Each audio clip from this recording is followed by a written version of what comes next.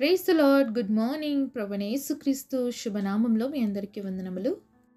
అనుదినం దేవుడి మాటల చేత బలపరచబడుతున్నారని నమ్మి దేవుని స్తుతిస్తున్నాను. బలపరచబడుతున్నట్లయితే పరిచర్య కొరకు ప్రార్థించండి, అనేకులకి షేర్ చేయండి. చిన్న ప్రార్థన చేసుకుందామా. సర్వశక్తిమంతుడైన మా తండ్రి, మీ బంగారు పాదములకు వందనాలు చెల్లిస్తూ ఉన్నాము. ఉదయకాల సమయములో మా అందరితో మాట్లాడండి అయ్యా.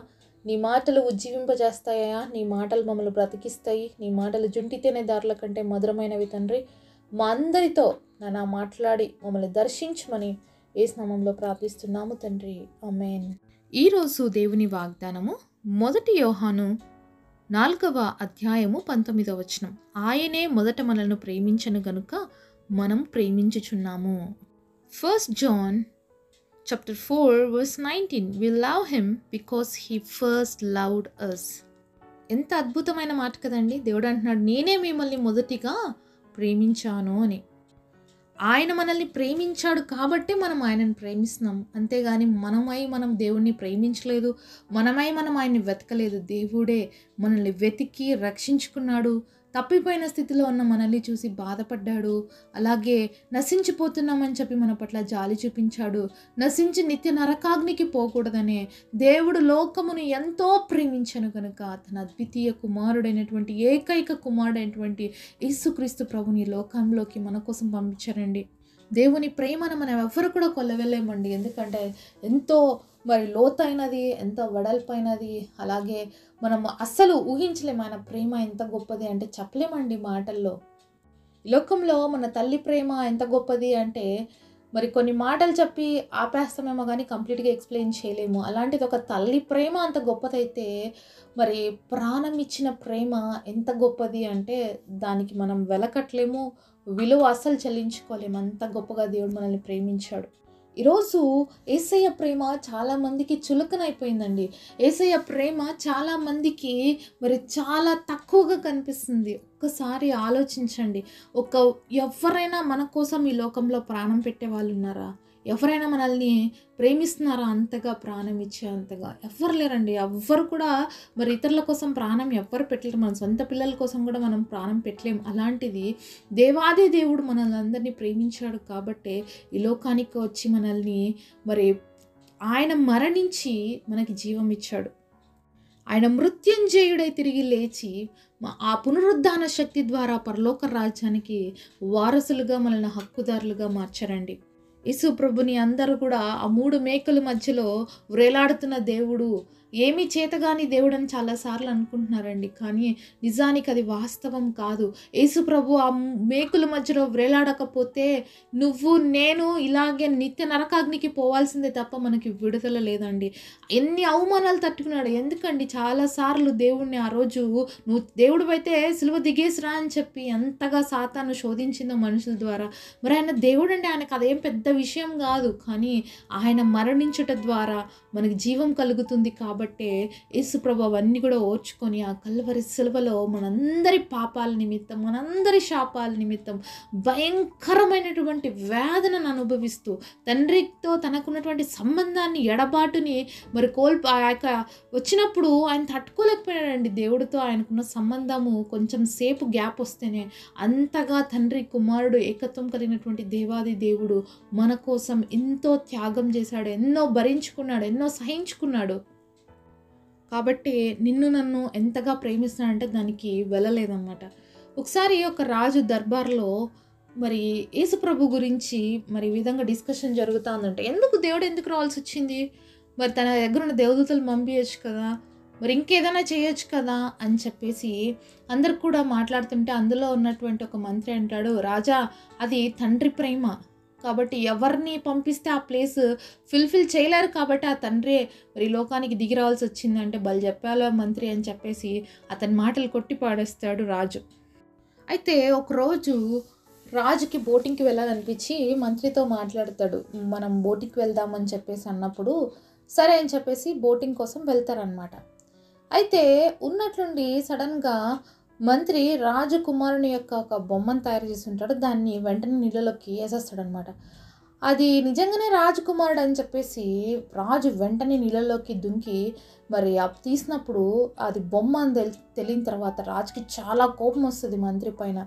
వచ్చినప్పుడు అప్పుడు రాజుకి కోపం వచ్చి మంత్రికి మరణశిక్ష విధిద్దామని డిసైడ్ అయిపోతాడు. అప్పుడు వెంటనే మరి మంత్రి చెప్తాడు, రాజా నన్ను క్షమించండి, మరి ఇంతమంది భటులు నీ దగ్గర ఉన్నారు కదా, ఇంతమంది సైనికులు నీ దగ్గర ఉన్నారు, మరి మీరు ఎందుకు చెప్పలేదు నీ కుమారుడు నీళ్ళలోకి ఆ బొమ్మ పడేసింది వెంటనే నా కుమారుడు అనుకొని మీరు దుంకేశారు కదా, మరి వీళ్ళకి ఎవరికైనా చెప్పింటే చేసుండే వాళ్ళు కదా, మీరెందుకు దుంకారంటే, ఏంటి వాళ్ళకి చెప్పేంత టైం ఉందనుకుంటున్నావా, నా కుమారుడు నీళ్ళలో చచ్చిపోతే ఆవిడ పరిస్థితి ఏంది, అందుకే నేనే దుంకాల్సి వచ్చింది అని అనంట. ఇదే జరిగిందయ్యా రాజా, ఆ రోజు నువ్వు నేను పాపంతో నశించిపోకూడదనే యేసు ప్రభు కూడా ఈ లోకానికి రావాల్సి వచ్చింది. దేవదూతల ద్వారా ఎవరి ద్వారా జరగదు కార్యము, దేవుడే తన బిడ్డల కోసం మరణించాలి కాబట్టి ఆయన మరణించాడని చెప్పినప్పుడు రాజుకు సత్యం ఆ రోజు అర్థమైంది. మరి ఆ యొక్క మంత్రిని క్షమించమని కూడా కోరుతాడనమాట. కాబట్టి దేవుడే మనల్ని ప్రేమించాడు కాబట్టి ఈరోజు మనం దేవుని ప్రేమిస్తున్నాము. మరి ఎంతగా దేవుడు మనల్ని ప్రేమించాడంటే ప్రాణం ఇచ్చినంతగా ప్రేమించాడు. మరి ఈరోజు నువ్వు యేసుని ప్రేమిస్తున్నావా? మరి ప్రేమించడం అంటే ఐ లవ్ యూ చెప్పేసి వెళ్ళిపోవడం కాదండి. ఒక వ్యక్తిని ప్రేమించాలి అంటే ప్రతిదీ కూడా భరించాల్సి వస్తుంది, సహించాల్సి వస్తుంది, అన్ని విషయాల్ని ఓర్చుకోవాల్సి వస్తుంది. మరి కొరింథీయులకు రాసిన మొదటి పత్రిక 13వ అధ్యాయం చూస్తే ప్రేమను గురించి ఒక లిస్టే ఉంది అక్కడ కదా. ప్రేమ దీర్ఘకాలం సహిస్తుంది, మరి ప్రేమ అన్నిటినీ ఓర్చుకుంటుంది, అన్ని విషయాల్లో కూడా మరి ప్రేమ కలిగే ఉంటుంది. ద్వేషం కానీ తర్వాత పగ తీర్చుకోదు, ఇవన్నీ ఉంటాయి ప్రేమలో. మరి ఈరోజు మన జీవితాల్లో క్రీస్తు ప్రేమ ఉందా? నువ్వు దేవుణ్ణి నమ్ముకున్నానని చెప్తున్నటువంటి నువ్వు నేను చేస్తున్న పని ఏంటి? మరి దేవుడు లోకాన్ని ఎంత ప్రేమించాడో తన కుమారుని ఇవ్వడానికి వెనదీయనటువంటి దేవుడు, మరి ఈరోజు అదే ప్రేమ నువ్వు నేను అనుభవిస్తున్నప్పుడు ఈ ప్రేమాన్ని లోకానికి పరిచయం చేయడం మన మీద బాధ్యతగా ఉంది. అయితే ఆ ప్రేమని ఏ విధంగా చూపించగలిగితే ఇంకొకరు తలుసుకుంటారు క్రీస్తు ప్రేమ అనే విషయాన్ని ఈరోజు దేవుడి బిడ్డలుగా మనం మర్చిపోయాము అనే విషయాన్ని దేవుడు మరొకసారి గుర్తు చేస్తూ ఉన్నాడు. దేవుణ్ణి ప్రేమించే ప్రతి ఒక్కరు కూడా మానవుల్ని కూడా ప్రేమిస్తారండి. దేవుణ్ణి ప్రేమించే ప్రతి వ్యక్తి తన కుటుంబాన్ని ప్రేమిస్తాడు, తన సమాజాన్ని ప్రేమిస్తాడు, తన బంధువుల్ని ప్రేమిస్తాడు, తన స్నేహితుల్ని ప్రేమిస్తాడు. దేవుని ప్రేమించలేని ఏ వ్యక్తి కూడా మిగతా ఏది కూడా చేయలేరండి.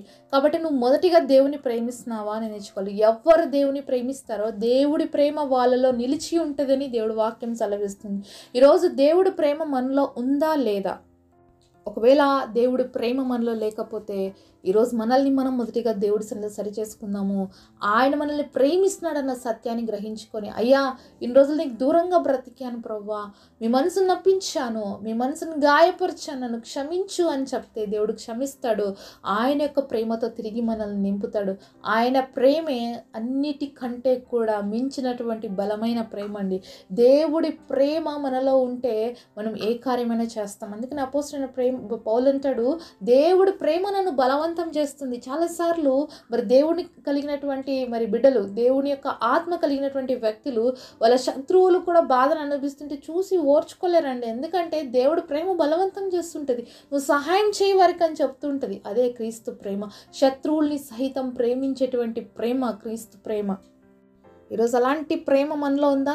లేకపోతే మన సొంత ఇంట్లో మన తల్లిదండ్రులే, మన అక్క చెల్లెలే, లేకపోతే మన భార్యనో భర్తనో మరి బాధను అనిపిస్తుంటే కూడా చూసి నాకెందుకులే నువ్వు బడు నీ బాధ అని చెప్పేసి వెళ్ళిపోయేవారుగా ఉన్నామా? నిజంగా అలా వెళ్ళిపోతున్నాము అంటే మనలో క్రీస్తు ప్రేమ లేదు అని.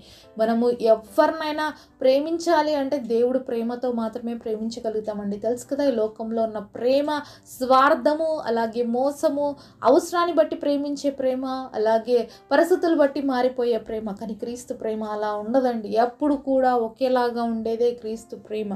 క్రీస్తు మనల్ని ప్రేమిస్తున్నాడు కాబట్టి ఆ ప్రేమను మనం కలిగి మనం ఇతరులకి ఆ ప్రేమను చూపించాలని దేవుడు ఆశపడుతున్నాడండి. ఒకవేళ ప్రేమ లేకుండా జీవిస్తున్నావా ఈరోజు, దయచేసి దేవుడి బిడ్డనని చెప్పుకుంటున్నప్పుడు నీలా ప్రేమ ఉందో లేదా చెక్ చేసుకోవడం చాలా అవసరం. ఒకవేళ నీలా ప్రేమ లేదు అంటే మాత్రము ఎక్కడో లోపం ఉందని సరి చేసుకోవాలి.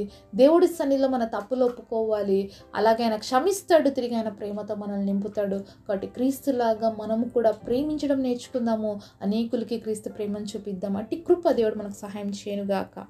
పరిశుద్ధుడైన తండ్రి, నీ ఘనమైన శ్రేష్టమైన నామాన్ని బట్టి మీకు వందనాలు ప్రభా. మీరు మాతో మాట్లాడిన ప్రతి మాట కొరకై మీకు వందనాలు చెల్లిస్తూ ఉన్నాం ప్రభా. అయ్యా మీరు మమ్మల్ని ప్రేమించారు కాబట్టి మేము ప్రేమిస్తున్నాం తండ్రి. అయ్యా నీ ప్రేమ ఎంత గొప్పది ప్రభా. ఆ ప్రేమను అనుభవిస్తున్నటువంటి మేము ఈ లోకానికి ఆ ప్రేమను చూపించడానికి, ప్రకటించడానికి కూడా కృపనివ్వమని, అట్టి జీవితాలు జీవించే కృపను మాకు దయచేయమని యేసు నామంలో ప్రార్థిస్తున్నాము తండ్రి. ఆమేన్. ఈరోజు బర్త్డే అలాగే వెడ్డింగ్ యానివర్సరీ సెలబ్రేట్ చేసుకుంటున్న మీ అందరికీ కూడా wish you happy birthday and happy anniversary. God bless you.